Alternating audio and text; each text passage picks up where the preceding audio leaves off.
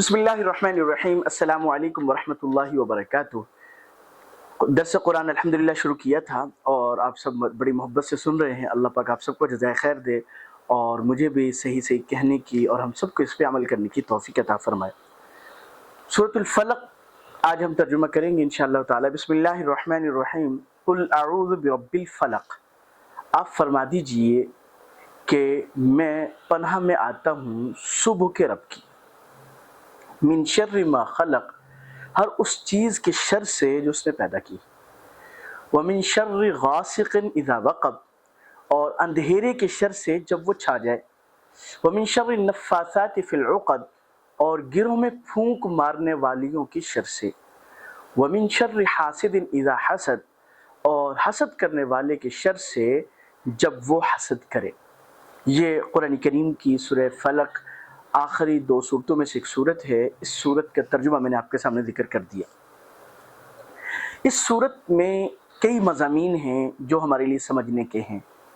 پہلا مضمون ہے اس صورت کا اور اگلی صورت، ان دونوں صورتوں کا شان نزول۔ حضور علیہ الصلاۃ والسلام، اس کا خلاصہ یہ ہے کہ حضور علیہ الصلاۃ والسلام مدینہ منورہ میں تشریف لائے تو مدینہ منورہ میں جو سب سے زیادہ مدینہ منورہ آ کر جن کو سب سے زیادہ حضور علیہ السلام کی ذات مبارک سے صدمہ پہنچا وہ یہودی تھے، اور ان کے ساتھ مل گئے منافق۔ اب یہ جو دو قسم کے گروہ تھے، منافق اور یہودی، ان دونوں کو صدمہ تھا۔ یہودیوں کو یہ تھا کہ نبی آنے تھے بنو اسحاق سے، بنی اسرائیل سے، لیکن نبی آگے بنی اسماعیل سے، یہ ان کو صدمہ تھا۔ اس صدمے کی وجہ سے باوجود اس کے کہ حضور علیہ السلام کو سچا نبی سمجھتے تھے، ایمان نہیں لائے، بلکہ طرح طرح کی سازشیں شروع کی۔ اور منافقوں کا مسئلہ یہ تھا کہ منافقوں کے سردار عبداللہ بن ابی جو تھے، وہ حضور علیہ السلام کے مدینہ منورہ تشریف لانے سے پہلے ان کو سرداری ملنے کے قریب تھی، یعنی قریب تھا کہ وہ سردار بن جاتے، لیکن حضور علیہ السلام کے آنے کے بعد، مدینہ منورہ تشریف لانے کے بعد، چونکہ سارے مدینہ والے حضور علیہ السلام پر ایمان لے آئے جی، اس لیے اس کی سرداری جو ہی تھی وہ ضائع ہوگی، ختم ہوگی، اس کو جو عہدہ ملنا تھا وہ نہیں مل سکا۔ اب لیکن وہ بھی سازشوں میں مصروف رہا۔ تو یہ اب لبید بن عاصم یہودی جو تھا، منافق بھی تھا، یہودی تھا، تو اس نے سازشوں میں سے ایک سازش کی۔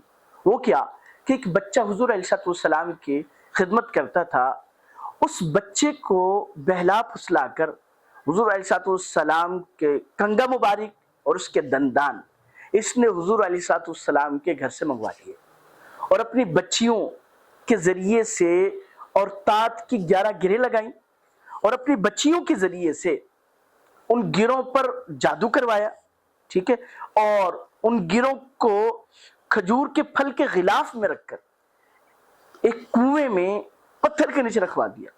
یعنی یہ اس طریقے سے لبید بن عاصم یہودی نے اسی سازش کے تحت، منافق نے اسی سازش کے تحت کہ چونکہ حضور علیہ السلام کے مرتبے سے خائف تھے، یہ طرز عمل اپنایا کہ جادو کے ذریعے سے حضور علیہ السلام کو تکلیف پہنچائے۔ اب نتیجہ کیا ہوا کہ حضور علیہ السلام پر 6 مہینے بعض روایت کے مطابق اس طرح گزرے کہ کوئی کام کیا ہوتا تو سمجھتے نہیں کیا ہوا، نہیں کیا ہوتا تو سمجھتے کیا ہوا۔ یعنی یہ حضور علیہ السلام پر جادو کا اثر تھا، بیمار رہنے لگے۔ اب حضور علیہ السلام کو ایک دن خواب میں بتلایا گیا، 2 فرشتے آئے، ایک سرہانے کی طرف بیٹھ گیا، دوسرا پاؤں کی طرف بیٹھ گیا، اور ایک دوسرے سے پوچھنے لگے کہ ان کو کیا ہوا ہے۔ دوسرے نے کہا کہ ان کو جادو ہوا ہے، اور کس چیز میں کیا گیا ہے تو بتلایا گیا کہ گریں لگا کر فلاں جگہ پہ کنویں کے اندر پتھر کے نیچے یہ جو ہے مطلب وہ ان پر جادو کیا گیا ہے۔ حضور علیہ السلام کو خواب میں دکھلایا گیا وہ کنواں، حضور علیہ السلام بیدار ہوئے، صحابہ کو لے کر وہاں گئے، اس پتھر کے نیچے سے وہ جو ہے تانت زدہ وہ گرہیں نکالی، اور یہ صورت نازل ہوئی تو ایک ایک آیت پڑھتے گئے، ایک ایک گرہ کھولتے گئے، اور جیسے ہی وہ گرہ کھلی حضور علیہ السلام کے بدن سے گویا کہ سارا بوجھ اتر گیا۔ یہ حضور علیہ السلام پر جو جادو کی مکمل جو مختصر داستان تھی، حضور علیہ السلام کے ساتھ یہ ہوا۔ اب اس میں بہت ساری چیزیں ہماری سمجھنے کی. پہلی چیز یہ ہے کہ جادو بھی اسباب طبعیہ میں سے کوئی انہونی چیز نہیں ہے. مطلب کہ جیسے اگر آپ کوئی چیز طبیعت کے ناموافق کھا لیتے ہیں تو اس کا طبیعت پہ اثر ہو جاتا ہے. کھانا زیادہ کھا لیا اس کا اثر ہو گیا. اسی طرح دھوپ میں زیادہ رہ لی اس کا اثر ہو گیا. جی سردی کی شدت میں زیادہ رہ لی اس کا اثر ہو گیا. سردیوں میں کوئی ٹھنڈی چیز زیادہ کھا لی اس کا اثر ہو گیا. اسی طرح جی جادو بھی اپنا اثر رکھتا ہے, اس سے انکار نہیں. جادو کا بھی اثر ہے لیکن کوئی اتنا زیادہ نہیں ہے کہ جیسے انسان اس سے چھٹکارا نہ حاصل کر سکے. جادو کا اثر ہے حضور علیہ السلام پر اسی طبعی اثر کے تحت کہ بھئی بشری تقاضے تو پیغمبروں کے ساتھ بھی جڑے ہوئے ہیں, تو اسی بشری تقاضے کے تحت حضور علیہ السلام پر جادو کا اثر ہوا. لیکن یقینی بات ہے حضور علیہ السلام اللہ تعالیٰ کی حفاظت میں تھے, اس لیے ایسا تو ہو نہیں سکتا تھا کہ حضور علیہ السلام جادو کے ذریعے سے وہ حضور علیہ السلام کو اتنا نقصان پہنچا سکیں. بہرحال چونکہ حضور علیہ السلام پر بھی جادو کیا گیا, اور وہ کیوں کیا گیا وہ میں نے آپ سے ذکر کیا. وہ حسد تھا, وہ حضور علیہ السلام کے مرتبے سے عناد تھا کہ ان کو ایسا مرتبہ جو ہمیں ملنا چاہیے تھا وہ ان کو مل گیا, تو اس کے تحت حضور علیہ السلام پر جادو کیا گیا.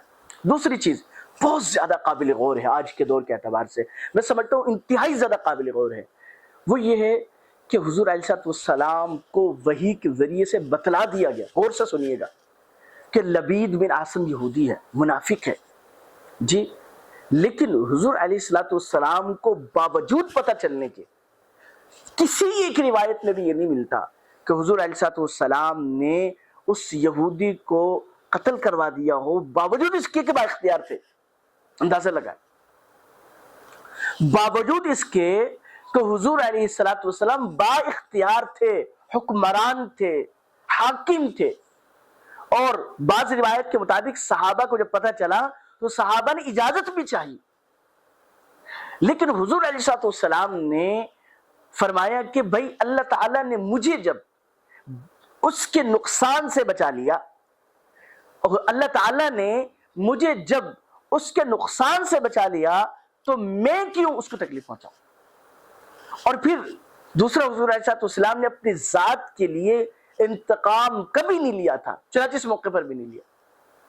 اب اس بات کو میں آپ کے اس بات کی طرف توجہ کیوں دلا رہا ہوں, آج ہوتا کیا ہے, آج ہمارے معاشرے میں یہ ہو رہا ہے کہ یقینی بات ہے کہ بھئی حضور علیہ السلام پر جادو ہو سکتا ہے تو میں اور آپ کیا ہیں, اور البتہ حضور علیہ السلام کا مرتبہ تو بہت زیادہ تھا, تو ظاہر سی بات ہے حسد کرنے والے بھی تھے, لیکن میرا اور آپ کا مرتبہ کوئی اتنا نہیں ہے کہ ہم کوئی بہت بڑے ہیں, کوئی اتنا نہیں. چلے بالفرض مان بھی لیا کہ ہم سے کوئی حسد کر رہا ہے اور اس نے حسد کی بنا پر ہمارے خلاف جادو کر لیا. پہلی بات تو یہ ہے کہ یہ بہت کم ایسا ہوتا ہے کہ اتنے لوگ ویلے ہوں کہ آپ کو کیا کریں, آپ کے خلاف کوئی سازشیں کرنے شروع کریں.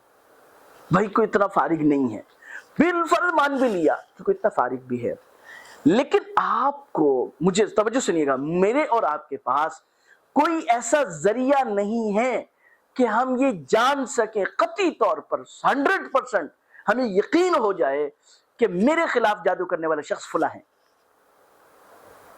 ہمارے پاس کوئی ذریعہ نہیں. جتنے بھی عاملین اس طرح کے ہیں جو 100% بتاتے ہیں, وہ اکثر ہی جھوٹ بول رہے ہوتے ہیں, دغا بازی کر رہے ہوتے ہیں, اپنی مارکیٹ کو چمکا رہے ہوتے ہیں, بس اپنے کاروبار کو چمکا رہے ہیں, اس سے بڑھ کر کچھ نہیں ہے.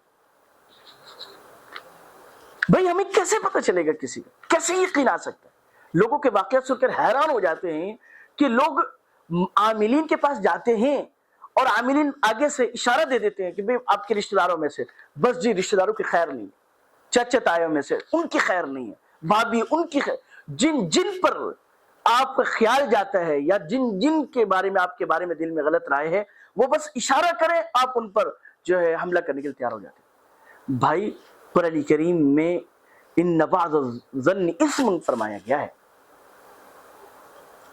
ان بعض الظن اسم, کہ آپ کسی کے بارے میں یہ کہہ دیں کہ بھئی اس نے یہ کیا ہے جبکہ آپ کے پاس کوئی دلیل نہیں ہے, تو آپ جھوٹ بول رہے. زنا کے بارے میں 4 گواہوں کو ہونا ضروری ہے. ایک گواہ آ گیا, اس نے کہا جی اس کو پتہ بھی ہے, لیکن اس کی بات کو بولنے کی بھئی عزت کا معاملہ ہے. یہاں پر کیا ہوتا ہے کہ بس صرف ایک چیز دیکھی، کسی عامل نے بتلایا، کسی بس جی فلاں نے آپ کے ساتھ طرف کیا. پہلی بات ہے نام نہیں لیتے، کیونکہ ان کو بھی پکڑ ہونے کا وہ ہوتا ہے کہ ایسا نہ ہو کہ وہ بھی آ جائے یہ بھی آ جائے اور مجھے پکڑ مل کر مارے کہ بھئی یہ تم نے میرا نام لیا، مجھے یہ بتلاؤ کہ کس نے. اور حقیقت بات یہ ہے ہمیں نہیں پتہ چلتا. ہم اس بات کو ذہن میں بٹھا لیں کہ ہمارے پاس کوئی ذریعہ نہیں ہے. مثال کے طور پہ اگر عامل بھی کہہ رہا ہے تو وہ عامل اس کے پاس کیا ذریعہ ہے؟ اس کے پاس بڑے سے بڑا ذریعہ ہماری سوچ کے مطابق کیا ہو سکتا ہے کہ موکلی نے اس کو بتلایا. کیا شر شیطانوں سے زیادہ انسانوں سے زیادہ شیطانوں میں غالب نہیں ہے؟ شیاطین جنات میں غالب نہیں ہے؟ جنات میں شر غالب ہے. تو جو موکل شیطان ہے، ظاہر سی بات ہے جن ہے، جو جن میں شر غالب ہے، کیا وہ نہیں جھوٹ بول سکتا؟ کیا وہ جھوٹی بات نہیں بتلا سکتا؟ اور پھر جنوں کو کب سے غیب کا علم آنے لگ گیا؟ جنوں کے پاس کب سے غیب کا علم؟ تو اس لیے اس بات کو آپ ذہن نشین کر لیجئے. پہلی بات تو یہ ہے کہ ہمارے پاس اگر کوئی ہمارے خلاف سازش کر بھی رہا ہے، جادو کر رہا ہے، ٹونا کر رہا ہے، کچھ بھی کر رہا ہے، ہمارے پاس اس کے لیے کوئی ہمارے پاس وحی کا ذریعہ نہیں ہے. وحی بند ہو چکی ہے. 100% یقین کرنے کا کوئی ذریعہ نہیں ہے ہمارے پاس کہ ہم کسی کو یوں کہہ دیں کہ بھائی تم نے میرے خلاف جادو کیا. پہلی بات تو یہ، اس بات کو آپ اچھی طرح ذہن نشین کر لیجئے. مجھے آج تک کوئی ایسا عامل نہیں مل سکا کہ بہت سے لوگوں کے ساتھ واسطہ پڑا کہ بھئی جو یہ آپ کو بتلا دے اور اس کے پاس یہ بھی پروف بھی ہو، دلیل بھی ہو، اور وہ دلیل بھی مضبوط ہو کہ بھئی فلاں شخص نے آپ کے خلاف جادو کیا ہے اور اس نے اس طریقے سے کیا ہے، میں آپ کو پورا پروف دے سکتا ہوں. ایسا نہیں ہوتا. گمان ہوتے ہیں، وہ اپنے تجربے کی بنیاد پر کہتے ہیں، لیکن لوگ اس کو یقین کر لیتے ہیں. شاید وہ اتنا یقین نہ کرے جتنا لوگ یقین کر لیتے ہیں، اور اس یقین کی بدولت اپنے خاندان کو تباہ کر بیٹھتے ہیں، تعلقات کو توڑ لیتے ہیں، قطع رحمی میں مبتلا ہو جاتے ہیں. بھائی اس آپ کو اللہ تعالیٰ نے ایک یقین کا ذریعہ دیا تھا کہ بھئی ما شاء اللہ کان وما لم یشاء لم یکن. اللہ جو چاہے گا وہ ہوگا. جی یقینی بات ہے کہ اگر آپ سیدھے راستے سے چل رہے ہیں، کسی نے آپ کو تکلیف پہنچا دی، آپ تھوڑے سے ٹیڑھے ہو گئے، لیکن چلتے رہیں گے آپ. ایسے ہی ہے کہ اگر کسی نے جادو کر دیا، سحر کر دیا آپ کے اوپر، کسی نے ٹونا کر دیا، تو آپ چلتے رہیں گے. مسائل آئیں گے، آپ اسباب طبیعہ کے تحت، جیسے بخار چڑھ گیا آپ علاج کرواتے ہیں، ایسے آپ علاج کروا لیجئے، اپنا علاج کروا لیجئے، کسی کے بارے میں یہ بات نہ کیجیے. بہرحال اس پر انشاءاللہ تعالیٰ میں اگلی نشست میں آپ سے مزید گفتگو کروں گا. اللہ پاک سے دعا ہے کہ جو کچھ کہا سنے اس پر عمل کرنے کی توفیق عطا فرمائے. السلام علیکم ورحمۃ اللہ وبرکاتہ.